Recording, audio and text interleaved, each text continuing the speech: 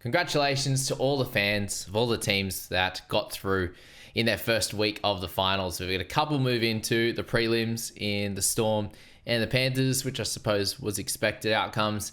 And then you had the Dogs unfortunately going down to Manly after playing a really, really good game. Manly just stole it off them at the end. And yeah, it was a really cracking game of footy along with the Cowboys getting the win over the night. So it was great for me, myself, as a Cows fan. But let's go through that Dogs Manly one first. It's the most fresh in our minds. And that first half was incredible intensity.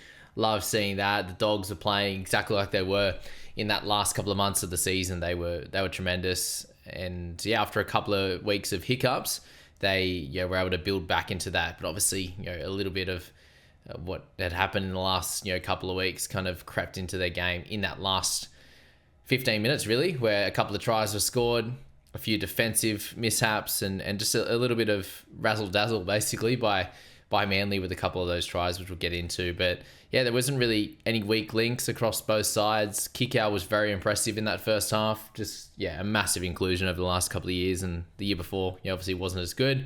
But this year, along with Crichton, absolutely incredible. So, a tremendous season for them. One that, won't be lost on any footy lovers like myself, but obviously Dogs fans as well. They will appreciate this. It's an absolutely devastating way to go, and I think you should definitely sit with it for the week and before you look back on the season and enjoy what it was, because it was a tremendous season. It's a really, really tough way to lose, and absolutely deserved to win that one and go through and have a chance to beat the Roosters next week at Allianz, but wasn't to be. I saw that in the first half, Manly definitely come to play, but had leaks in their defense, which you saw by the way the Dogs were able to score a few tries there. And unfortunately for Turbo, he wasn't confident at all with that shoulder and played through lots of pain. And in that second half, he definitely improved there. DCE played no part in that first half, and that's why you saw the Dogs with the lead there. So I thought they'd be very tough to win with their two best players off and not playing well. But they had all Aquatu back to some of his best work, which was great. And obviously the second half, it started fairly similarly with both Turbo and DCE not looking their best, but that turned around there. Stephen Crichton, man, hasn't he just become such a big game player? Like, he's had that couple of one or two very average Origin games when we were losing a couple of years ago now, but otherwise he's so clutch and such a big game player. The tip-ons in this one, the repeat set that he was able to was it Hopewadi? He was able to throw back into the in-goal, and then his leadership has been spectacular in his first season at the club, so he can hang his head high, and so can all of their players, that's for sure. But what really broke it open was a very pretty play from Brooks and DCE. Wow, like when you look at the back view, Brooks just knows he's going to be there. They obviously called it, and he's like, I'm going to be, DCE's like, I'm going to be there, just drop it out the back. And without even seeing him, knew he was there and threw it out there, and it worked out perfectly. So they needed that. And then, I said there's likely one try to come as I was, commentating my way through this on the page here, but who's going to ice it? And it was DC and Turbo. Shock, the two guys that needed to blow this game open. They did.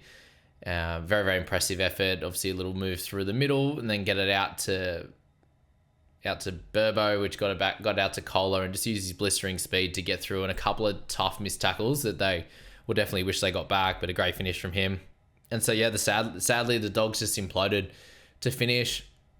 They weren't terrible, but even Burton there just not thinking of the 2-point field goal when they were in a perfect spot for it, and then just didn't kick it either. It looked like he didn't smash the first one especially, and the second one was obviously a little bit further back, but both of them he didn't whack, and they fell short, and just drop the drop ball from Bronson, Sherry, Carraz there. They're gonna find that a really frustrating finish. And as I said, they deserved to win. So did Manly. Just a great game of footy. But that was that. Manly stole it with their game winners. And that's what it comes down to in the end. It's just those guys coming out and winning, being able to find a way to win games. So there you go. That's my thoughts on that game. Both teams are great. Some players stood up and did their job. The Cowboys and the Knights, obviously Cowboys getting a nice win for myself. And in terms of my tipping for the week, meant I got 3 out of 4. I was tipping the Dogs just to get up at home, and it pretty well played out exactly how I thought it would. Dogs back to some of their good work, but unfortunately Manly have the weapons to be able to steal a game like that, and it's exactly what they did. But the Cowboys and Knights was a cracking game of high intensity, and the first close one of the week, which was good to see. The other two were good to watch for a different reason, but both teams played really well. They had their chances. Oh, that Gagai drop. My heart was good when Ponga went through. He's absolutely incredible at the moment, by the way. But Cowboys took them. In the end, they took their chances. But fans from both teams should be very, very proud of that showing because, when you're in that 5 to 8 spot, you do lose a lot of games, right? Still. Top 4 guys, they're obviously in that 60, 65, 70, up to 80 odd percent win ratio there. But the Cowboys Knights, they're going to lose a lot of games, which means they're going to play poorly a lot of the time. So, if you're a fan of a team somewhere in that 5 to sort of 11 rate, you're like, we can be good enough. And then we show that we're absolutely terrible. And in this game, that's why I think both fans should be proud. Because of that reason. Boys were running so hard. There's people getting bowled over all the time. It wasn't through lack of defensive trying. It was just the way that the boys are running was crazy. So much vigor. And just straight up and down. There was, the odd stepping from Ponga, from Sharp, these types of guys. But the forwards and the back rowers, Greg Marzoo, were just running over people. It was incredible. From the Cows side, I'm going to miss him, man. He's been so good for our club, the Cows. And there was a lot of chatter at sort of beginning of this year that, is Semi Valame going to end up stealing that spot? He did get dropped at one point. There's a lot happening, but he's been incredible the last 3 months and, deserves all the plaudits and has been a great stalwart for our club. Jordan McLean, I think it was the best game of the season by him, by far. Probably one of the best games that he's played for the Cowboys in the couple of years that he's been around. So that was great to see. Tamalolo was good, especially in that second stint. He came out firing in. That hit on Leo Thompson was absolutely wild. And his running in the footy was great as well. Really helped us out. And then Cotter and Robson were absolutely tireless in their efforts. And they did get the rewards with Cotter's try and then Robson's line break there, which helped us get that final try, which was great. Drinky, Holmes, Dearden, they showed their class. Obviously, their origin, well, not for Drinky, but top tier player sort of class there. They absolutely showed when the game needed them at certain times, like Holmes with his tip on earlier, Drinky with a couple of his try assists, and Dearden icing it at the end and just being great in defense. Some of the cover tackles that he was able to provide as well. And then for the Knights, Ponga was absolutely ridiculous. This last month, man, absolutely wild how he's played and his footwork is incredible. And you saw that with Fletcher Sharp too. His footwork is amazing as well. And he's such a great addition for them on that right wing. They couldn't work it out. They were playing different guys, Tuala, Jenkins throughout the beginning of the season, and they just needed Fletcher Sharp to get himself sorted. He had a great start at fullback and then moved to the wing, and he's been absolutely amazing from there. And unfortunately for Ponga, with how incredible he was in this game, he did make the wrong decision not going back on the inside and instead going to Gagai because he had Holmes on his tail as well. But unfortunately, passed it out in front and Gags dropped it. And then Big Greg was absolutely unstoppable. So an incredible game. Could have gone either way. As I said, it was tied when the Gagai drop happened. That would have been a try. So I'm very grateful that he did drop it. And, watching Gagai just score incredible tries each and every season and in Origin and stuff, it was nice to see one go the other way. That's for sure. Moving on to the Storm and the Sharkies there. This was a really fun game to watch. It kind of did get close at some points, but what we're looking at here with Storm is just enjoying good footy, right? Storm and the Panthers, these two games, it was all about just enjoying watching two teams at the peak of their powers, having a great night out, that's for sure. And we'll see here in the Sharks and also the Roosters, they just came out of the blocks terribly. Some of their worst starts of the season. And so both underdogs there didn't help themselves at all, making bad errors at the beginning of the game. They're just like the Roosters, as I said. Hines, unfortunately, just not himself since the mid-year injury, sadly. He had that shank on his kicking for touch, and it literally came off the other side of his boot, which was a shocker. Poor fellow. And then just the Sharkies in general, the Munster try early, it's just too easy for the finals. Like you had the error that they had, and then for Munster, error off the kickoff with the wind was a bit odd, but obviously went over his head and they did a drop out, and then Munster scored straight away. Like, not where you can't do that against the best teams in the Storm, and that was tough there, that's for sure. And Hines, love him, absolutely love him. We all know that, how much to talk about him on this channel, but unfortunately, just hasn't been doing his best, and I hope he's okay. And I know he has. He talks about it outwardly that he has a mental coach, and he's had that for the last bunch of years, and it's really helped him. Unfortunately, he's in his head at the moment, and just not playing his best, and obviously coming off injuries and stuff. It's hard to get into the groove of things, and when you've seen someone at their absolute peak, it's hard to see them when they're not. Like looking at Turbo in that game just then, it's like, oh, it's tough watching you when you're not at your best, and when you're carrying a bit of an injury or confidence isn't there or whatever it is. It's really hard seeing these top tier players come back to the pack, let's say, because that's basically what they look like the regular NRL player when they're not feeling their best, they're not confident, or they're carrying a bit of an injury, and that's what Hines looks like at the moment. Unfortunately, what you see on the other side with Cleary, in terms of the two of the best sort of halves in the game, outside of Jerome Hughes is the best this year, not even close. But you see those guys can come back and get straight into their work, and that's through years of winning, right? So winning breeds confidence. Like Hines in final series as well, it can be very, very tough for him. They've been bounced out the last 3 years or 2 years, and then could be this year as well. So that's where confidence comes from. It comes from winning, which Cleary has, especially playing club footy. A little bit less in that of Origin than he would have liked, but he's got that confidence with those boys in Penrith. But Nickera was absolutely awesome. McInnes in the war straight away, he's hilarious, and Blake Brayley had really, really good game again and made 69 tackles, the same as Connor Watson, crazy, and has had a cracking last few months. So shout out to Blake on that one. But moving to the Storm, that was so calm, man. Like Grant's comments at the half when they interviewed him, he's just like, yeah, it was my mistake. Gave away the penalty. Munster gave away one as well. Tough to concede that try at the end, but we'll get in there, we'll reset, and we'll come back out and play good. He's like, I felt like we're on top that half, and we'll just do the same thing again. And the calmness in his voice just was like, oh, when the captain's nice and calm like that, that things are going well. And they just know by winning games over, I think it's almost 20 years now, 17 years in a row they've made the finals, which is crazy. And they've won so many games this year, and they just know how to win. They know how to be in these type of close games and come out the other side. And that's exactly what it was. 14-10 at halftime, and then came out the other side and smashed it in the second half. And just want to shout out some of their forwards, man. Josh King, the growth that he's had. Last year he came to this side and it was like, oh, yeah, he's a plotter from the Knights.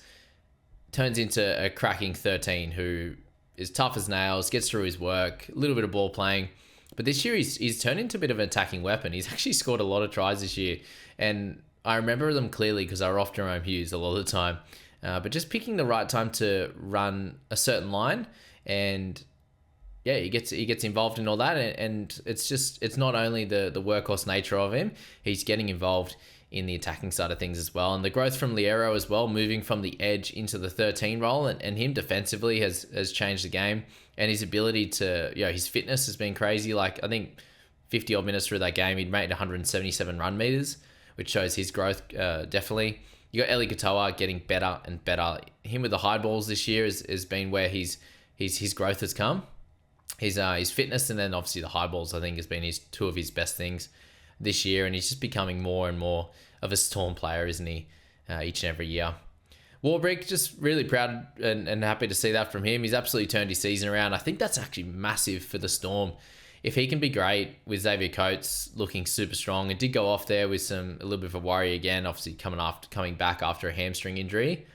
With those two on either side, it's absolutely incredible. And you see there that Pap doesn't have to do a lot of the dirty work, and he's coming off a lot of injuries. And I think just you want Pap there for the smarts, for the talk on D, and for the ball playing, and then to pop up at certain points rather than have to go through all that hard dirty work, because he's obviously he's a lightweight fellow, and coming off so many nasty injuries, just give the ball to these other wingers and they can do the job.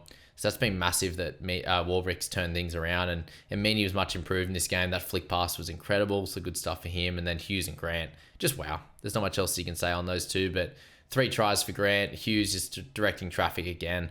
Those two were awesome, and Munster coming up clutch in important moments like the start of this game. Getting him off to a good start, does the job.